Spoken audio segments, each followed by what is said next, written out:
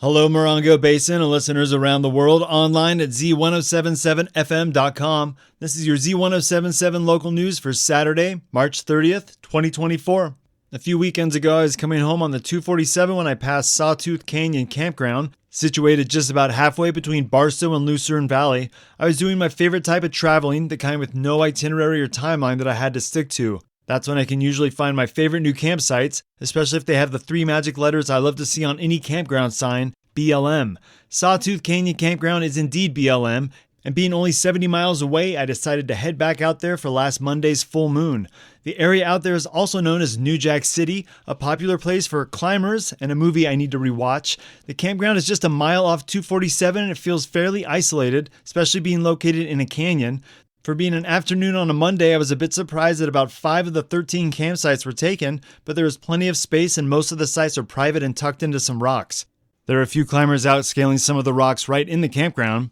I'm not a climber, but I'm definitely a scrambler, and the views were spectacular from the West Ridge looking east towards the 247. It was a relatively easy hike following something resembling a trail. There are also wildflowers dotting the hills, smaller, more delicate blooms than the ones I've seen out on local spots like Goat Mountain. But it was still quiet and beautiful, and being BLM land, it was free to camp on. It struck me that some locals may not know about such a great spot located a relatively short drive away, or I'm way off base and everyone knows about this great camping spot and I'm just late to the party. Either way, I'll be returning on a Saturday or Sunday to see if it fills up. As I left right before the Tuesday sunrise, quite a few more cars had made their way into the campground, but plenty of spots were still empty. The moon was directly overhead like a spotlight, and so I drove out with just my amber lights on, appreciating how lucky I am to experience so many different landscapes out here in the Mojave. I took some pics of the campgrounds and some of the wildflowers. We'll have those and links to more info on Sawtooth Canyon Campground at our website, z1077fm.com. Speaking of camping, those campsites I mentioned are on BLM land, which have fire rings, and that's the only place campfires are allowed. You're also required to have a campfire permit. It's free and easy to obtain, and we'll have a link on our website. You have to watch a video and take a short quiz, but it may be a good thing to do with kids before heading out and doing some camping.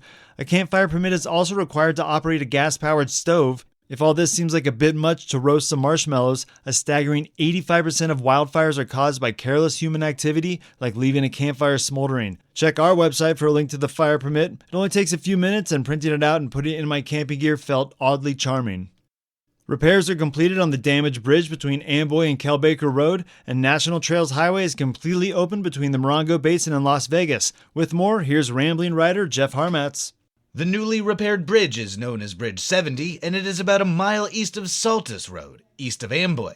Originally built in 1930, it is a wooden trestle bridge used as part of National Trails Highway, which was once part of Route 66. Damage to its load-bearing wooden components was discovered during a routine inspection by California's State Roadway Authority, Caltrans, and the bridge was closed immediately on February 15th. The wooden components were showing signs of major decay due to recent flooding and weather. San Bernardino County Public Works oversaw the repairs and reconstruction of the bridge, which took about a month, and were completed last week. Caltrans conducted a final inspection on the newly repaired Bridge 70 on March 21st, and the bridge reopened to traffic the following morning. National Trails Highway is now fully reopened, and Bridge 70 is as strong as it's ever been in its nearly full century of carrying travelers through the high desert. Reporting for Z107.7, I'm Jeff Harmatz.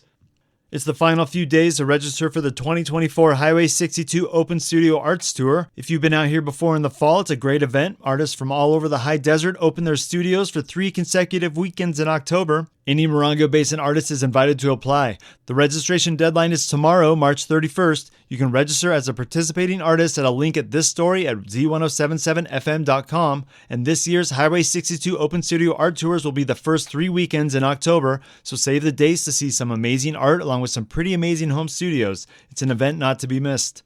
It may not look like it this weekend, but spring is here, and that's got me wanting to get out and hike. One area that I've yet to explore is the Mecca Hills to our south. If you exit the national park at the Cottonwood exit, you won't be too far from them. They're also part of the proposed Chuckwalla National Monument, which is 660,000 acres of potentially protected California desert located south of I-10 and stretching from the Coachella Valley to near the Colorado River.